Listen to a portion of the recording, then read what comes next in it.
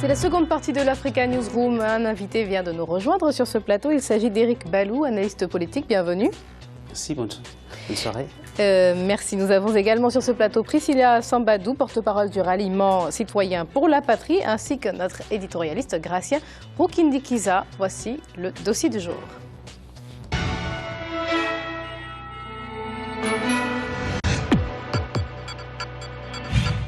L'île Maurice a connu une évolution économique fulgurante pour les uns, surprenante pour les autres. De pays en voie de développement ou pays à faible revenu, elle a évolué en pays émergent ou aux revenus intermédiaires avec une économie diversifiée entre les secteurs industriels, les services financiers, le tourisme et bien d'autres. Comment cette île a bien pu se fixer et atteindre tous ses objectifs en moins de 50 ans d'indépendance? Reportage d'Olivier Conan, envoyé spécial à Maurice.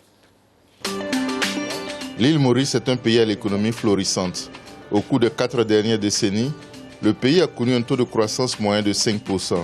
Ces dernières années, le taux de croissance a baissé, mais les résultats sont encore appréciables. En 2012, l'économie de l'île Maurice a progressé de 3,4% et les projections pour 2013 sont prévues à la baisse à 3,2%.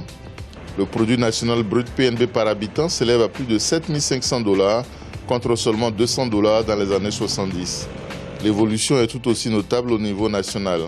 Le PNB du pays, en 2011, ressortait à 20 milliards de $, soit 1700 milliards de roupies mauriciennes. On sort d'une économie purement sucrière, cannière dans les années 70, aujourd'hui une économie diversifiée qui est à l'affût des opportunités, mais qui comprend que cette opportunité ne se fait que quand il y a un système de collaboration. C'est un système win-win. Donc on sort donc d'un PIB par tête habitant de 200 $ à peine dans les années 70. Aujourd'hui, Maurice a dépassé les 8 700 $ par tête d'habitant. C'est bien, c'est intéressant, mais c'est aussi un challenge. Il faut que nous continuions à innover, à nous adapter et à proposer quelque chose qui permette cette continuation de notre croissance.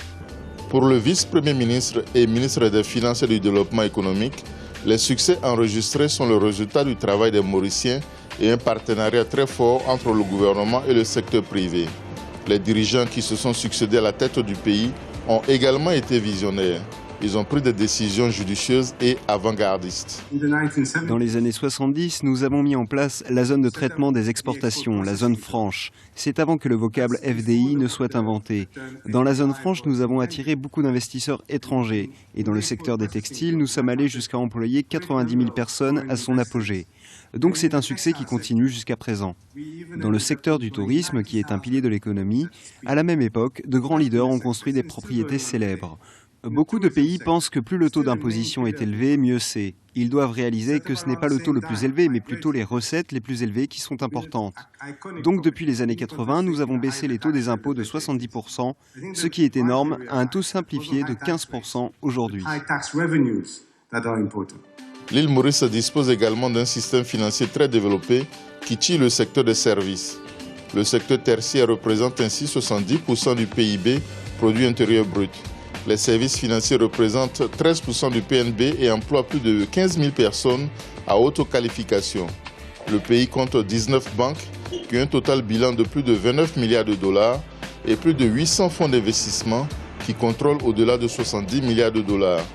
Les professionnels du secteur de la finance attendent cependant des mesures supplémentaires pour maintenir le cap de la croissance. Il y a eu des Ponzi schemes récemment, donc il y a des gens qui sont venus en arquer d'autres personnes. Il y a des personnes qui ont investi des millions de roupies, mais après, ils se sont retrouvés sur la paille. Même les régulateurs ou la Banque de Maurice, donc, ils n'ont pas vu venir cela. Donc, si vous investissez en Inde à travers la dette, c'est un intérêt qu'il faut payer. Et ça, c'est taxé à 42%. Ça, ce n'est pas vraiment bénéfique pour le pays, parce qu'il y a des pays comme Chypre qui proposent des taux de 10%. L'île Maurice affiche des performances exceptionnelles au niveau macroéconomique. Cette vitalité n'est pas toujours apparente au niveau du citoyen moyen qui trouve que le coût de la vie est un peu élevé.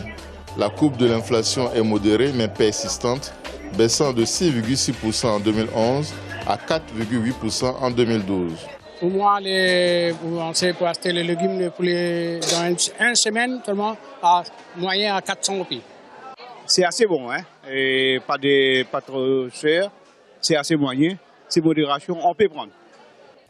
Le commerce de détail sur les marchés est marqué par la prédominance des légumes qui constituent une grande partie de l'alimentation des Mauriciens. Cette préférence favorise les affaires des commerçants. C'est énorme client. Les dimanches, les mercredis, nous gagnons un petit peu parfois les 6 000, les 5 000. C'est tout. Après, s'il est comme ça, l'année, il est capable à 8 000, à 10 000. Il y a des consommateurs qui viennent acheter des légumes tous les dimanches et tous les mercredis. Et comme auparavant, notre activité ne marche pas très bien. Mais parfois, il marche, parfois, il ne marche pas. L'île Maurice est une destination prisée pour les investisseurs privés. Ils peuvent s'installer et être opérationnels en 3 jours. Le tourisme constitue l'un des secteurs très actifs en matière de captation de l'investissement étranger. En 2011, le pays a enregistré 273 millions de dollars d'investissements directs étrangers. L'une des choses qu'ils font, c'est qu'ils continuent d'investir dans les infrastructures. Il y a maintenant un bel aéroport. Ils sont maintenant capables d'accueillir les Airbus A380. Donc ils ont la capacité de faire venir plus de visiteurs sur l'île pour l'aider à se développer. En tant que compagnie, nous avons toujours été constants dans notre démarche de faire former et développer notre personnel ici depuis 30 ans. Les secteurs traditionnels de croissance comme le tourisme et le secteur manufacturier continuent de bien se comporter, mais le pays offre de nouveaux bassins de croissance, notamment dans les technologies de l'information et de la communication, les TIC, la santé et le phénomène d'outsourcing. Dans les années 80-90, donc, on a l'émergence du secteur financier de l'île Maurice. Maurice qui prend ampleur comme plateforme d'investissement pour la région déjà, la région océan Indien. Les plus vieilles banques de la région se trouvent aujourd'hui à Maurice. Donc années 90 et dans les années 2000, on développe le secteur des TIC. Aujourd'hui, on a des grandes marques, des grandes boîtes internationales qui font leur développement informatique sur l'île. On a la cybercité qui est là. La politique économique des différents gouvernements qui se sont succédés à la tête du pays est marquée par la continuité. Ce consensus politique est l'une des clés du succès économique du pays qui sait tirer le meilleur parti de ses atouts.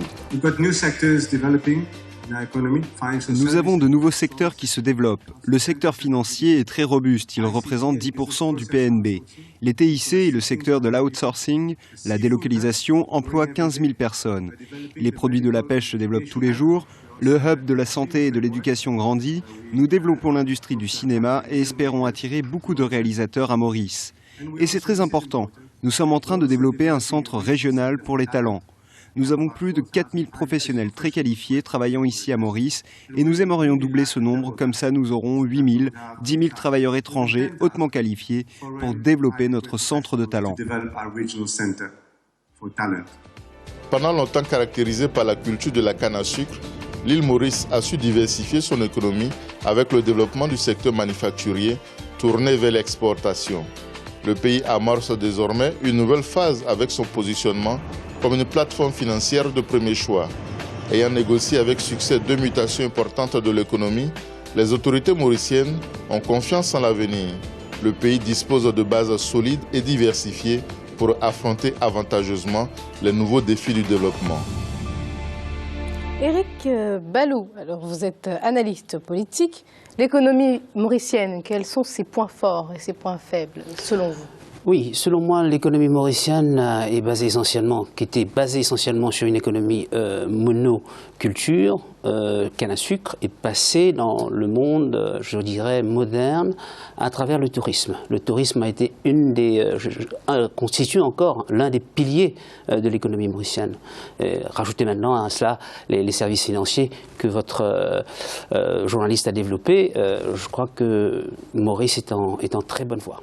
Donc Maurice qui mise sur le tourisme, quand on disait point fort, point faible de l'économie mauricienne, point fort c'est le tourisme et le développement de tous ces aspects bancaires, industrie des services, informatiques. Absolument. Donc Maurice quand même nécessite une certaine régulation, je dirais, en profondeur de tous ces ces services financiers notamment, parce que nous avons connu de très graves dysfonctionnements dans les services financiers.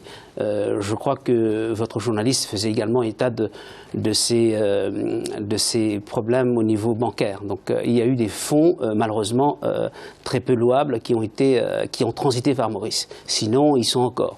Donc ça, c'est encore autre chose. Et votre opinion alors, Priscilla Sambadou, sur cette même question? Oui, je vais aller dans le même sens que Éric Balou. Effectivement, la grande force de Maurice a été cette capacité à chaque fois de se diversifier quand les piliers historiques ont eu... Les dirigeants de Maurice ont réellement été visionnaires? En fait, il y a des deux. On peut dire qu'il y a des deux. Il y a eu une réaction. Très souvent, il y a eu une réaction. Si on prend l'exemple des années 70 avec la canne à sucre, donc on a lancé la zone France mauricienne en même temps que le tourisme. Donc, dans ce sens-là, on peut dire qu'il y a eu... Donc, ça, c'est visionnaire. Dans ce sens, pour diversifier l'économie, parce qu'il faut aussi savoir que dans les années 70, le taux de chômage était très très fort. On avait près de 80 000 chômeurs à Maurice. Donc c'est aussi, donc là, si vous voulez, c'est un peu dans les deux sens. Réaction par rapport à une situation économique locale, sociale, locale, le chômage. Donc il fallait trouver des secteurs pour absorber le chômage. Et c'est ce qui s'est passé en fait avec le textile qui a embauché beaucoup de personnes, main-d'œuvre bon marché, et le tourisme aussi, donc qui est venu pallier à ça. Parce que comme beaucoup de pays africains, Gratien, Maurice a misé sur l'agriculture au début, puis s'est diversifié, ce que d'autres pays n'ont pas fait. On parlait de visionnaires, enfin on évoquait peut-être ce côté visionnaire des dirigeants, peut-être avant-gardiste en tout cas. Oui, mais l'île Maurice a eu 2 points par rapport aux Africains, aux autres pays africains. La stabilité politique et la stabilité, l'entente des citoyens, plusieurs multi-ethniques. On a des Chinois, des Indiens, des Africains qui s'entendent très bien. Surtout l'entente, la confiance qui attire les investisseurs parce qu'on sait bien qu'il n'y a pas de guerre ni aujourd'hui ni demain. Deuxième chose, c'est surtout les mesures qui ont été prises. Les Mauriciens sont allés plus loin que les autres Africains. Comment ça? Notamment, à l'île Maurice, les dividendes ne sont pas imposés. On a les dividendes, on fait tout ce qu'on veut, on peut les rapatrier, on n'est pas imposé. Un impôt de 15%. Ailleurs en Afrique, on ne voit pas un impôt comme ça. Une TVA de 15%. L'exonération sur tout ce qu'on importe pour l'équipement, l'investissement. La zone franche, jusqu'à ce qu'ils aient une plateforme en stockage de la marchandise qui va dans l'Afrique de l'Est et l'Afrique du Sud. Parce qu'il y a ce côté-là fiscal, douanier qui est beaucoup primé. Il y a aussi, on peut dire, le côté, ils sont allés très loin, un peu trop loin. Un petit pays comme l'île Maurice, avoir des centaines de fonds d'investissement. Et vraiment pour investir à l'île Maurice, avec déjà les banques et l'argent qui se trouve au niveau des banques, il y a aussi... Là c'est un échec tout de même, vous estimez? Pas un échec, mais il y a aussi... On se demande qu'est-ce qui se cache derrière ces fonds. Qu'est-ce qui se cache derrière ces fonds? Est-ce que vous avez la réponse? Non, malheureusement, je n'ai pas. Si je l'avais, je vous le donnerais peut-être pas. Parce que pour quelle raison? Nous sommes sur ce plateau pour débattre. Mais toujours est-il que, à mon opinion, et vous avez très bien développé là-dessus, il suffirait que Maurice, c'est très facile à dire, mais très difficile à faire, d'autant plus que les dirigeants qui sont censés le faire sont là depuis des siècles, des lustres. Des siècles, n'exagérons pas. Non, on va dire ça comme ça. Donc, et sinon, parce que l'île Maurice manque, sur le plan démocratie, une réforme structurelle en profondeur. Et c'est cette réforme qu'on appelle les white papers. En matière de démocratie, vous avez dit. Démocratie, justement, qui impacte directement sur ces réformes structurelles économiques, qui ne se font pas parce que ce sont toujours les mêmes qui sont en place, les mêmes qui prennent les décisions, les mêmes qui prennent les décisions en leur faveur. Mais vous étiez tellement enthousiaste en début de débat, en parlant de l'économie mauricienne, pourquoi vouloir faire des réformes? Vous savez, moi je voudrais être le dernier des borgnes au royaume des aveugles. C'est-à-dire que je veux, en tant que Mauricien, louer ce progrès mauricien, ce miracle, comme on appelle le mauricien, mais simplement, je ne voudrais pas non plus être aveugle complètement au dysfonctionnement. Je voudrais que les Mauriciens en place, les dirigeants, soient, comment vous dire ça, un peu plus conscients qu'ils ne peuvent pas être ad vitam aeternam au poste de là où ils sont. Dysfonctionnement, disait notre invité Éric Balou. Alors vous, Priscilla Sambado, est-ce que vous en avez relevé certains dysfonctionnements qui ne profiteraient pas à l'économie mauricienne? En fait, justement, je vais rebondir sur ce que Gratien vient de dire tout à l'heure. Maurice est allé très loin, donc les piliers, on parle souvent de la canne à sucre, du textile et du tourisme. Même le tourisme a connu au début des années 2000, donc encore une diversification, donc avec les produits maintenant touristico-résidentiels, les integrated resorts, donc la vente des villas luxueuses par des étrangers. Donc c'est aussi dans ce sens que Gratien soulevait toutes les mesures qui ont été mises en place, les mesures incitatives. Donc il a parlé des 15% d'imposition sur les bénéfices des sociétés, 15% aussi sur les revenus. Et en fait, pour pouvoir attirer de l'investissement, pour relancer l'économie mauricienne, ils sont allés très loin, donc pas d'imposition sur les plus-values. Oui, là vous répétez un peu exactement, tout à fait. Gracien disait, mais par rapport à ce que M. Balou disait, c'est-à-dire que effectivement, si vous voulez, au fil de ces 40-45 dernières années de l'indépendance, si vous voulez, ça a été aussi quelque part la force et la faiblesse de Maurice. C'est-à-dire la force. D'après vous, est-ce une force ou une faiblesse? En fait, il y a les deux. Je vais vous expliquer comment ça se passe. C'est-à-dire quand M. Balou parle donc de l'économie qui reste, finalement, on parle de démocratisation sans parler de démocratisation. C'est-à-dire que l'île Maurice a eu la chance d'avoir des d'investisseurs locaux historiques, donc qui étaient dans la canne à sucre, qui ont cumulé des capitaux. Donc l'investissement aussi, donc les mêmes promoteurs ont investi dans le secteur du textile, encore une fois dans le tourisme et dans bien d'autres piliers de l'économie. Juste avant que vous poursuiviez, Gratien, vous voulez réagir, semble-t-il. Au niveau de la politique, je crois qu'on en a parlé hier, les Mauriciens en général, on dit qu'on ne change pas une équipe qui gagne. Les Mauriciens, ils jugent qu'ils laissent les politiciens qui sont là, les Bérengère, qui sont là depuis un moment. C'est-à-dire l'économie se passe très bien, ils sont contents. Au niveau des élections, ils les maintiennent. Bon, tant mieux. Oui. Deuxième chose, c'est vrai qu'à l'île Maurice, il y a les affaires, il y a certaines sociétés, ils ont essayé de diversifier, mais il faut dire qu'il y a une sorte de partage. Il y a même le petit commerce, on a l'impression que les Mauriciens, ils s'entendent bien, pas dans la politique, parce qu'ils ne sont pas nombreux dans la politique, mais quand ils font les affaires, vraiment, on a l'impression qu'il y a cette entente. Il y a certains qui font de grosses affaires, d'autres qui font de petites, mais il y a une sorte de partage. On voit bien même des gens qui vous renvoient vers d'autres. Même on parle de tourisme, il y a le tourisme d'élite, de luxe, ça coûte très cher, mais il y a aussi le tourisme chez l'habitat. L'habitat en profite aussi. Il reçoit quelque chose de ce tourisme. C'est vraiment quelque chose de très important qu'on ne voit pas dans plusieurs pays où il y a une économie. Donc une bonne répartition, une forme de solidarité aussi. Vous pouvez poursuivre. En ce sens, oui, je dirais, par rapport à ce que Gratien vient de dire, si vous voulez, par exemple, pour prendre l'exemple du tourisme, on parle des groupes hôteliers, des chaînes hôtelières, que ce soit locales ou internationales. Donc, c'est ce qui est plus médiatisé. Donc, c'est ce qu'on voit le plus. Mais effectivement, aussi de voilà, exactement. Mais il y a aussi tout ce qu'on ne voit pas de l'économie informelle, comme on peut le dire, chez l'habitant. Donc, depuis les années 2000-2001, on a commencé vraiment à recenser et à faire entrer dans le secteur formel toute cette économie informelle. Donc le Ralliement citoyen pour la patrie, c'est un parti d'opposition? Oui, pour le moment, oui. Mais la politique, en tout cas menée par ceux qui sont au pouvoir en matière d'économie, vous convient?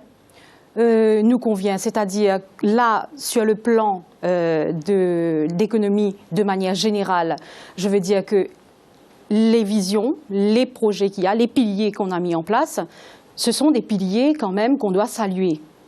Toutefois, concrètement, comme Éric Balou a soulevé tout à l'heure des points C'est-à-dire que tout n'est pas rose. C'est pas parce qu'on a une vision, je peux dire plein de choses sur ce plateau, je peux dire que demain je vais faire des miracles, mais concrètement, après, quels sont les moyens qu'on y met, comment est-ce qu'on le fait, et est-ce que toute la population mauricienne en bénéficie? Tout n'est pas rose. Qu'est-ce qui n'est pas rose, par exemple? Qu'est-ce qui vous saute aux yeux quand vous partez à l'île Maurice en matière d'économie qui pourrait évoluer très rapidement? En fait, si vous voulez, l'économie mauricienne a pris un tournant vraiment libéral.